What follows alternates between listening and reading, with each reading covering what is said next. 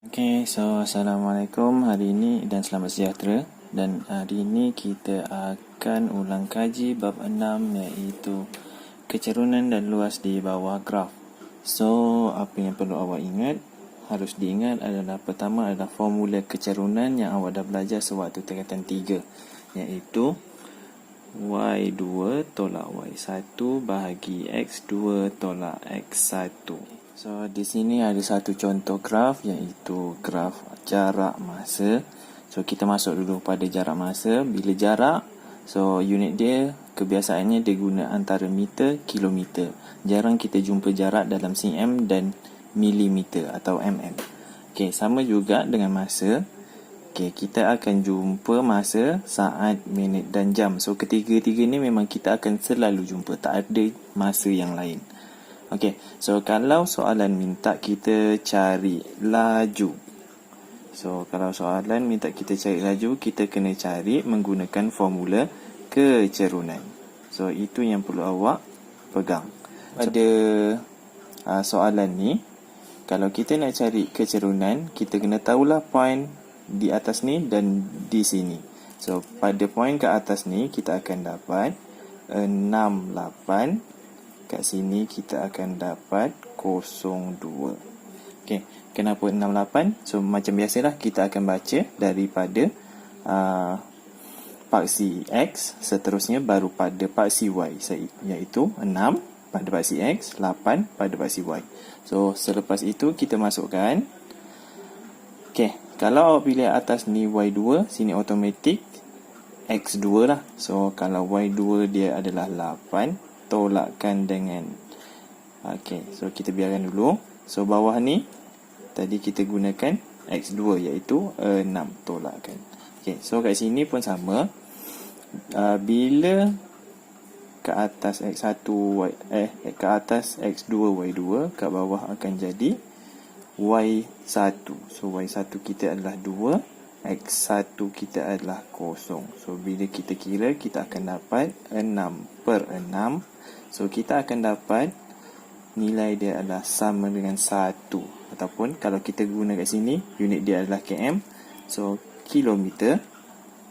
Kalau kita bawah kita guna jam, per jam. Ataupun awak juga boleh tulis kilometer jam -1. Sama juga. Okey, so sebelum saya terlupa, kebiasaannya bila graf jarak masa, kita akan jumpa soalan untuk cari laju purata. Okey, so daripada sini apa yang perlu awak tahu adalah formula dia adalah jumlah jarak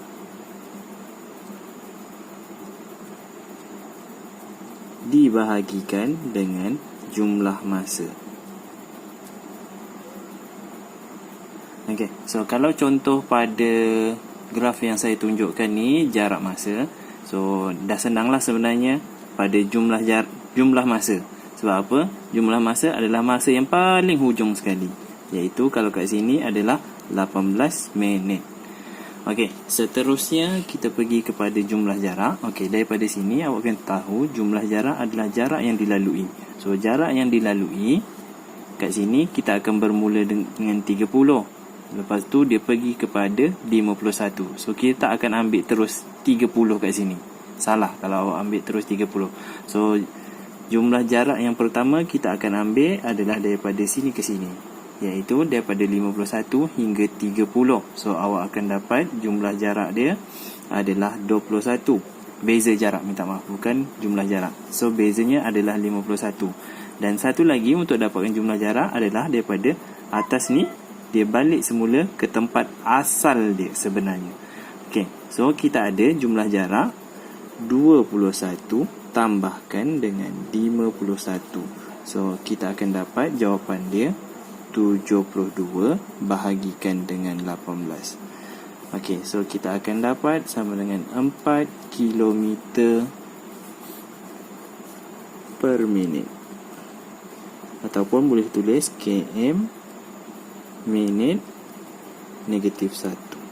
Okey, so masih lagi samalah. Okey, so itu saja untuk graf jarak bahagikan dengan masa. Okay, so kita pergi kepada contoh soalan peperiksaan. Okay, so ni adalah contoh yang mungkin awak akan jumpa pada soalan peperiksaan. Okay, so diberi graf jarak dan masa. So kat sini dia kata raja di atas menunjukkan graf jarak masa bagi pergerakan suatu zarah dalam 30 saat. So dalam tempoh masa 30 saat. So kalau awak tengok 0 hingga 30 ni adalah dalam saat.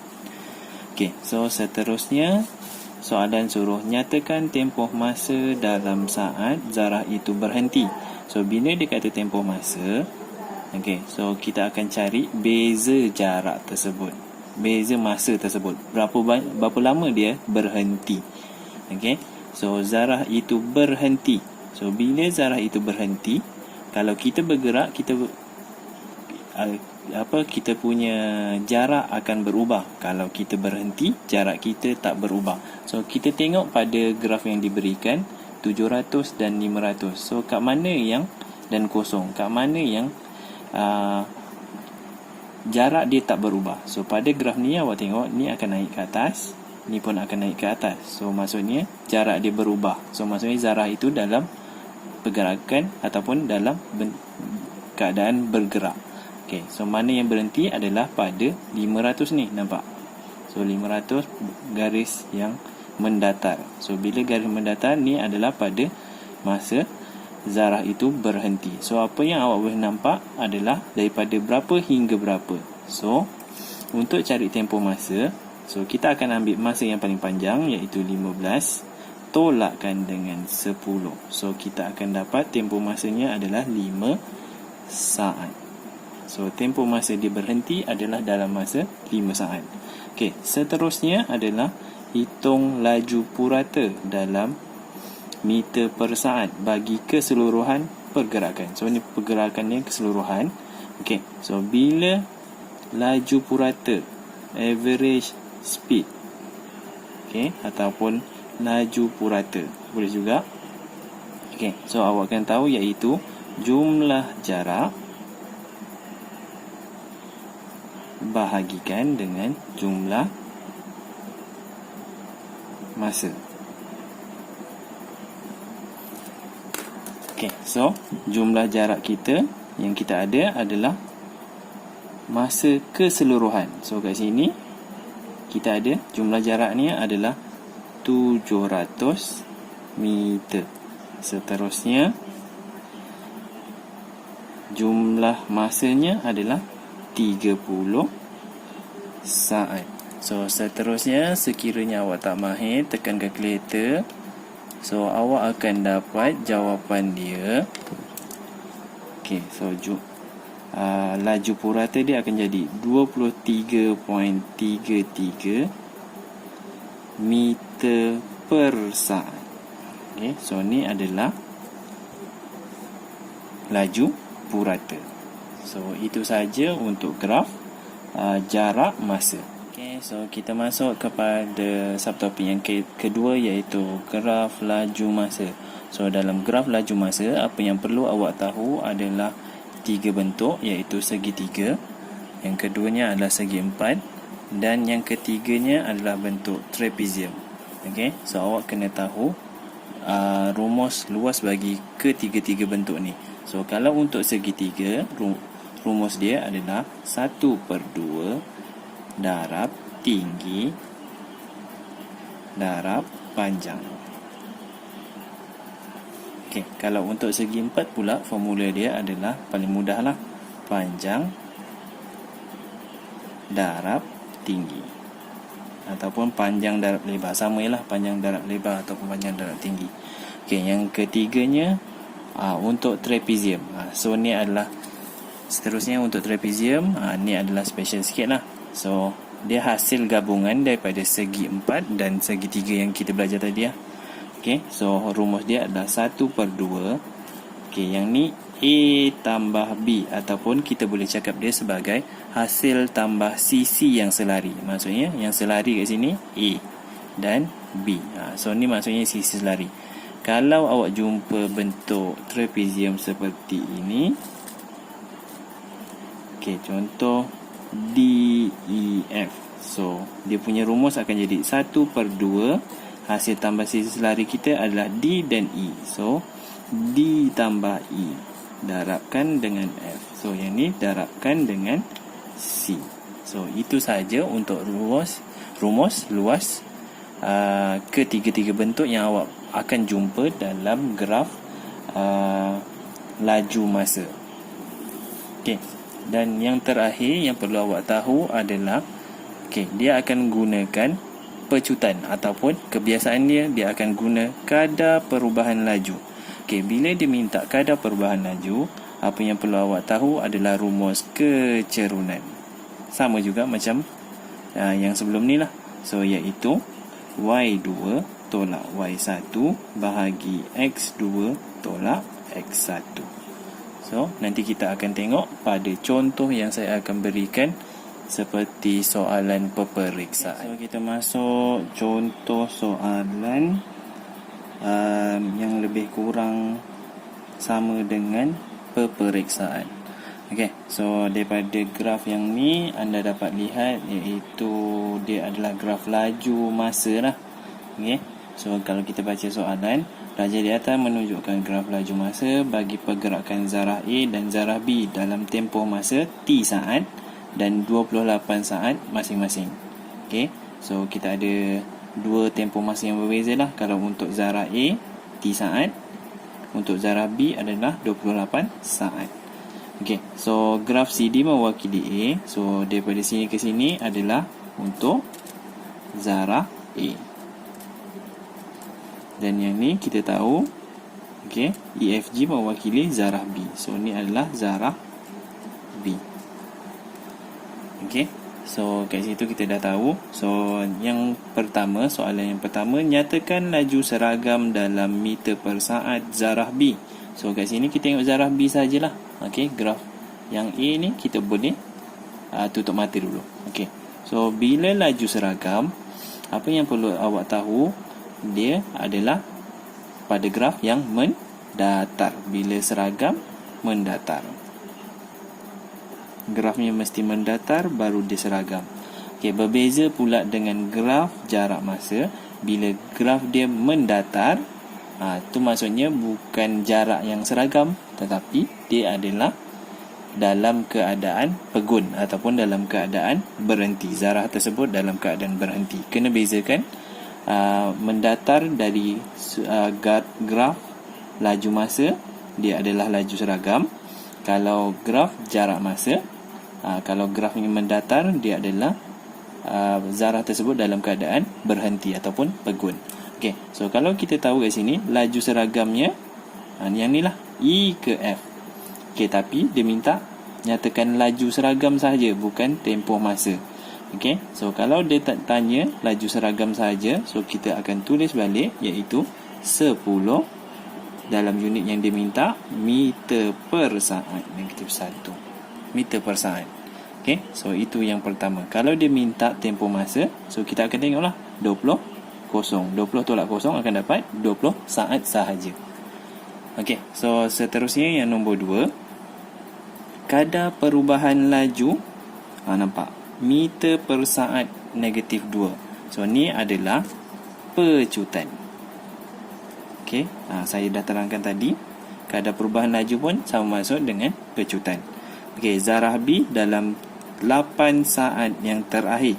So disebabkan dia minta 8 saat yang terakhir, tengok yang paling akhir untuk zarah B. So zarah B yang terakhir adalah 28. Okey, so 28 hingga berapa ataupun sebelum berapa, so tolakkan dengan 8. So kita akan dapat 20.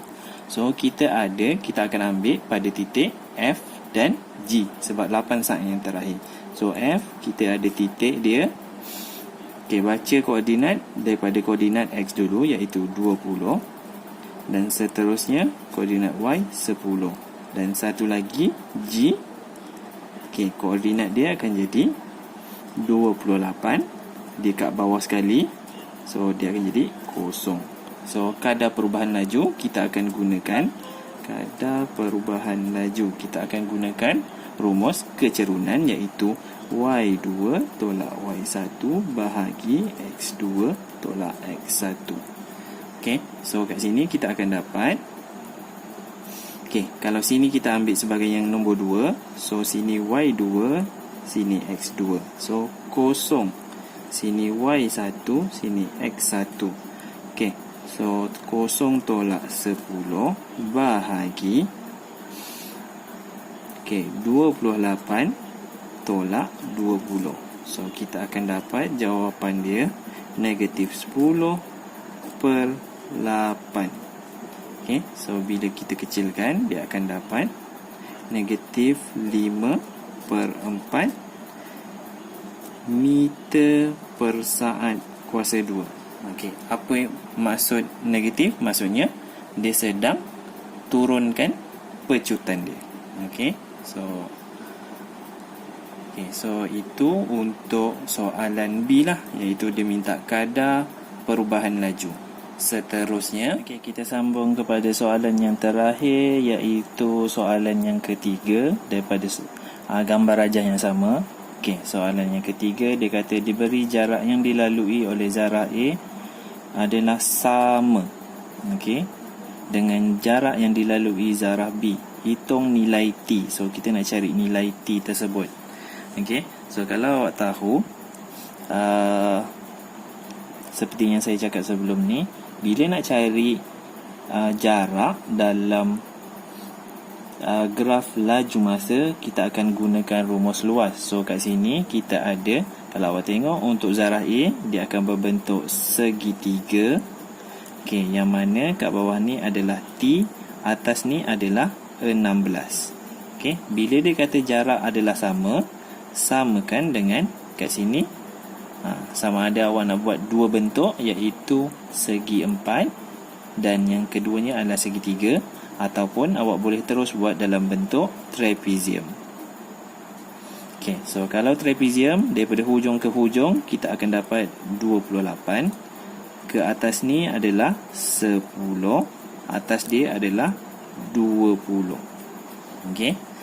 So masukkan rumusnya. Sekarang kita nak cari nilai T. Masukkan rumus. Yang ni rumus segitiga, iaitu 1/2. Panjang dia adalah T yang kita nak cari. Lebar dia ataupun tinggi dia adalah 16. Samakan dengan 1/2. Rumus untuk trapezium, iaitu hasil tambah sisi selari, iaitu 28 tambah 20. Darabkan dengan 10. So daripada sini, kalau mahir sifir, bolehlah potong-potong. So kalau awak tak mahir sifir, kat sini kita akan darabkan, kita akan dapat 8T sama dengan, so yang ni lebih mudah bila awak tekan, kita akan dapat 240.